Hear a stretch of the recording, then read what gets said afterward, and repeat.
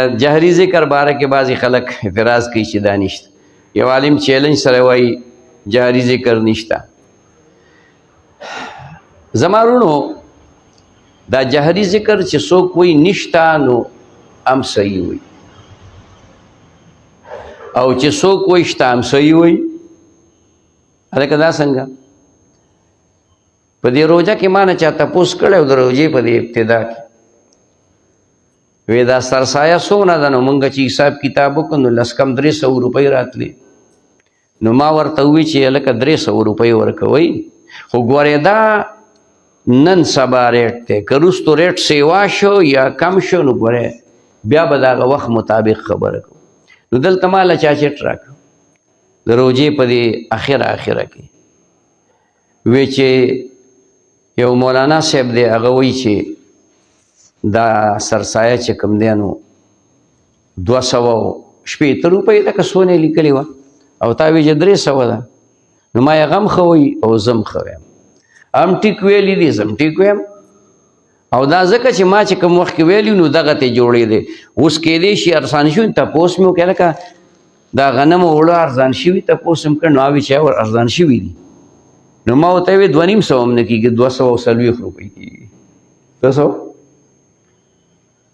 نو دا چې څوک وایي جاري ذکر نشته نو هم صحیح وایي. هغه دا ده که نه چې تا وروره لوسپیکر کې خوله یې ښودلې ده او بقا دې جوړه کړې ده او دې ټول کلي ته د هغې اواز رسي.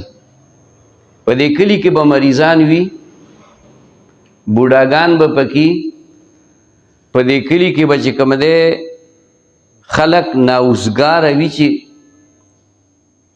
داسې خلک به وي چې هغوی به سختو کارونو کې مصروف وي. نو هغه به ستا ذکر ته غوږ دي، هغه بیمار به چې کوم دی په سر دړي. دغه بالکل ناروا دي او ناجایز دي.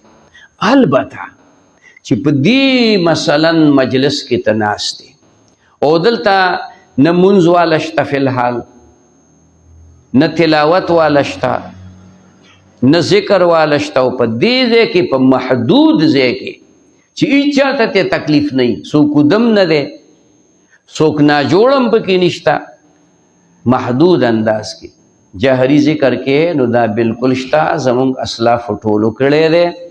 خبره پوه شوې؟ زمونږ چې څومره د پیرۍ موریدۍ سلسلې پیران حضرات دي هغوی کړی دی او شته دی. خبره باندې پوه شوې؟ او د صحابهو نه هم ثابت دی. خیال کې مراله نبی علیہ السلام راغی نو په جومات کې چکر لګو، نو ابو بکر صدیق رضی الله عنه قرآن وینو غلی وي، او حضرت عمر رضی الله عنه په چغه وی لګیا و. هغه ته چې په چغه ولې وی شیطان پې زغلومه او وده پې رایخومه. شیطان پې زغلوم، وده پې رایخوم. ابو بکر صدیق ته وی ته ولې غلی وی چې چاته ویم هغه یې اوري، چاته ویم نو هغه یې اوري. نبی علیہ السلام هغه ته وی ته لږ اواز اوچت کو، دی بل ته وی ته ښکته کړه، او حضرت عمر ته وی ته اواز لږ ښکته. نو قرآن هم ذکر دی که نه؟ بهترین ذکر خو قرآن دی که نه؟ چې قرآن په زوره باندې ویل. بلکې زه خو د دې خلاف یم چې دا نن زمانه کې دا تقریرونه او دا ترجمې په دې لوډ سپیکرو باندې کېږي. زه د دې خلاف یم. ولې؟ خلکو ته تکلیف وي، نه خلک اوري، نه ورته غوږ دي. حالانکه مسله دا ده چې قرآن لوستی کېږي نو غوږ به ورته ږدي. اوس یو سړی مازدیګر یا سهار وختي یا ماښام یا ماسخوتن په لوډ سپیکر ترجمه کوي، نو دلته